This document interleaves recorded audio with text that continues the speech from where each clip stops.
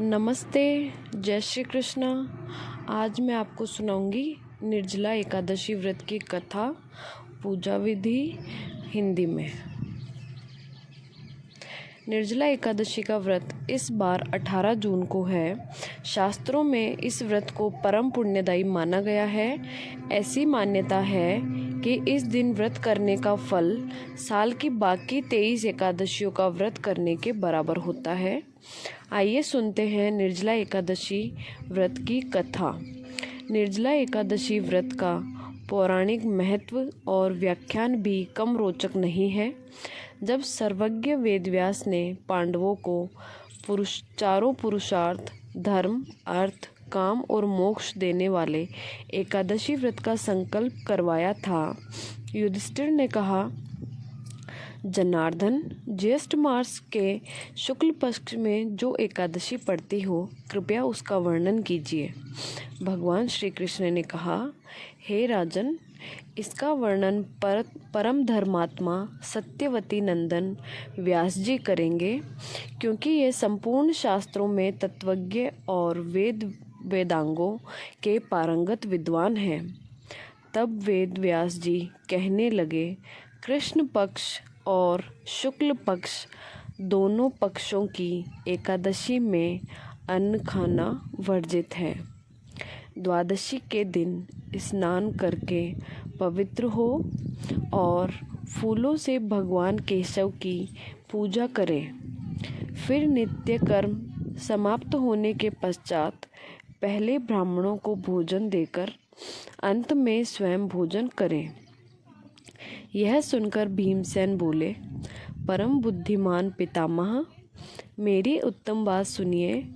राजा युधिष्ठिर, माता कुंती, द्रौपदी, अर्जुन, नकुल और सहदेव ये एकादशी को कभी भोजन नहीं करते तथा मुझसे भी हमेशा यही कहते हैं कि भीमसेन एकादशी को तुम भी न खाया करो, परंतु मैं उन लोगों से यही कहता हूँ कि मुझसे भूख नहीं सही जाएगी। भीमसेन की बात सुनकर व्यास जी ने कहा, यदि तुम नरक को दूषित समझते हो और स्वर्गलोक की प्राप्ति अभिष्ट है, तो दोनों पक्षों की एकादशियों के दिन भोजन नहीं करना चाहिए। भीमसेन बोले, महाबुद्धिमान पितामह, मैं आपके सामने सच कहता हूँ, मुझसे एक बार भोजन करके भी व्रत नहीं किया जा सकता, तो फिर मैं उपवास करके कैसे व्रत रख सकता हूँ। मेरे उदर में वृक्क नामक अग्नि सदा प्रज्वलित रहती है, अतः मैं जब बहुत अधिक खाता हूँ तभी यह शांत होती है। इसलिए महामुनि, मैं पूरे वर्ष भर में केवल एक ही उपवास कर सकता हूँ, जिससे स्वर्ग की प्राप्ति सुलभ हो तथा जिसके करने से मैं कल्याण का भागी हो सकूं। ऐसा कोई एक व्रत निश्चय करके बताइए, मैं उसका यथोचित रूप से पालन करूंगा। व्यास जी ने कहा, भीम, ज्येष्ठ मास में सूर्य वृष राशि पर हो या मिथुन राशि पर शुक्ल पक्ष में जो एकादशी हो, उसका यत्न पूर्वक निर्जल व्रत करो। केवल कुल्ला या आचमन करने से ही मुख में जल डाल सकते हो, उसको छोड़कर किसी प्रकार का जल विद्वान पुरुष मुख में न डाले, अन्यथा व्रत भंग हो जाता है। एकादशी को सूर्योदय से लेकर दूसरे दिन के सूर्योदय तक मनुष्य जल का त्याग करे तो यह व्रत पूर्ण होता है।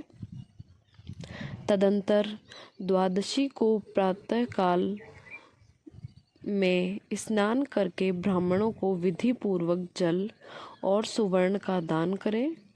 इस प्रकार सब कार्य पूरा करके जितेंद्रिय पुरुष ब्राह्मणों के साथ भोजन करे।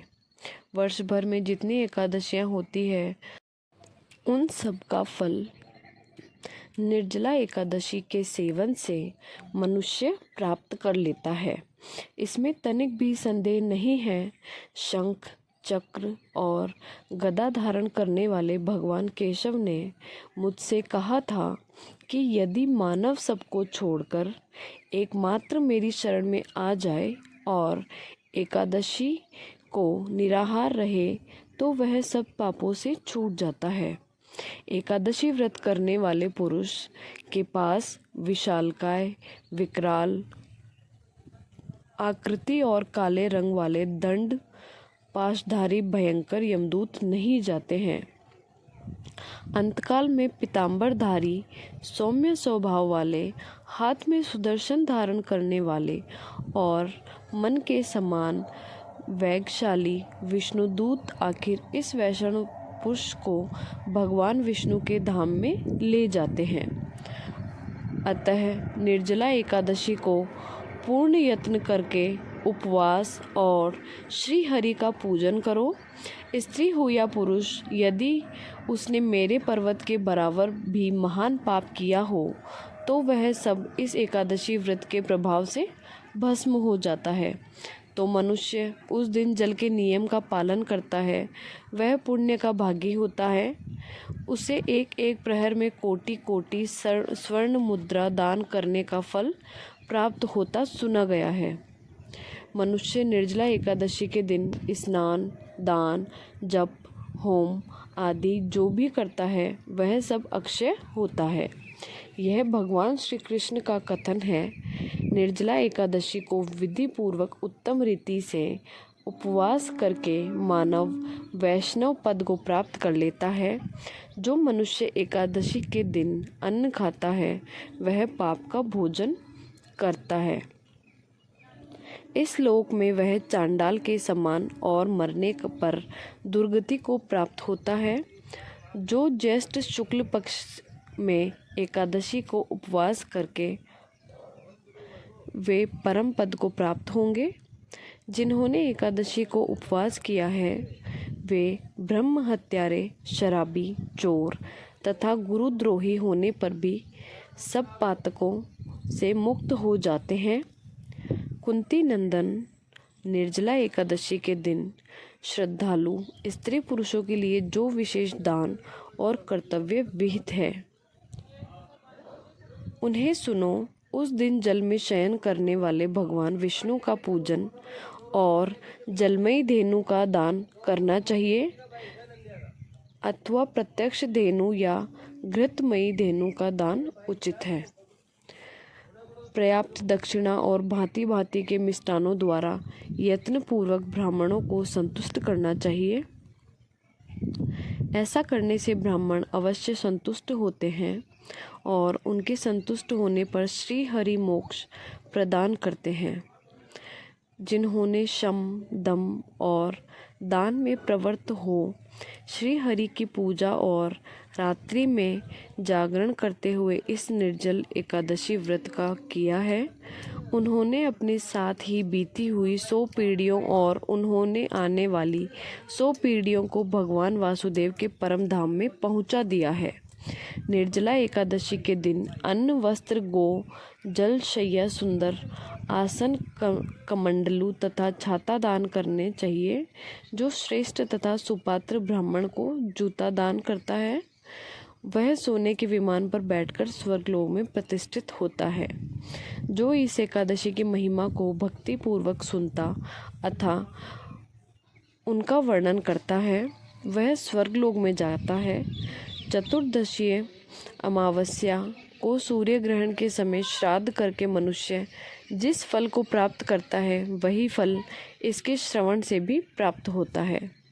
पहले दंत धावन करके यह नियम लेना चाहिए कि मैं भगवान केशव की प्रसन्नता के लिए एकादशी को निराहार रहकर आचमन के सिवा दूसरे जल का भी त्याग करूँगा। द्वादशी के देवेश्वर भगवान विष्णु का पूजन करना चाहिए। गंध, धूप, पुष्प और सुंदर वस्त्र से विधि पूर्वक पूजन करके जल के घड़े के दान का संकल्प करते हुए निम्नांकित मंत्र का उच्चारण करें। संसार सागर से तारने वाले हैं देव हरिकेश, इस जल के घड़े का दान करने से आप मुझे परम गति की प्राप्ति कराइए। भीमसेन ज्येष्ठ मास में शुक्ल पक्षी जो शुभ एकादशी होती है उसका निर्जल व्रत करना चाहिए। उस दिन श्रेष्ठ ब्राह्मणों को शक्कर के साथ जल के घड़े दान करना चाहिए।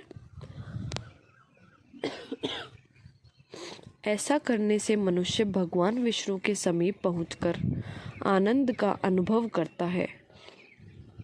तत्पश्चात द्वादशी को ब्राह्मण भोजन कराने के बाद स्वयं भोजन करे। जो इस प्रकार पूर्ण रूप से पाप नाशिनी एकादशी का व्रत करता है वह सब पापों से मुक्त हो आनंदमय पद को प्राप्त होता है। यह सुनकर भीमसेन ने इस शुभ एकादशी का व्रत आरंभ कर दिया। तब से यह लोक में पांडव द्वादशी के नाम से विख्यात हुई। निर्जला एकादशी व्रत की पूजा विधि। इस दिन निर्जला व्रत रखें, पीले वस्त्र धारण करें और भगवान विष्णु की पूजा कर इस व्रत का संकल्प लें। भगवान को भी पीली वस्तुएं अर्पित करें और माँ लक्ष्मी के मंत्रों का जाप करें। अन्न और फलों का भी त्याग रखें। गरीब और ज़रूरतमंदों को दान करें। अगले दिन द्वादशी में भी स्नान कर श्री हरि अन्न जल ग्रहण कर व्रत को पारायण करें। ऐसा करने से पापों का नाश होता है। धन्यवाद।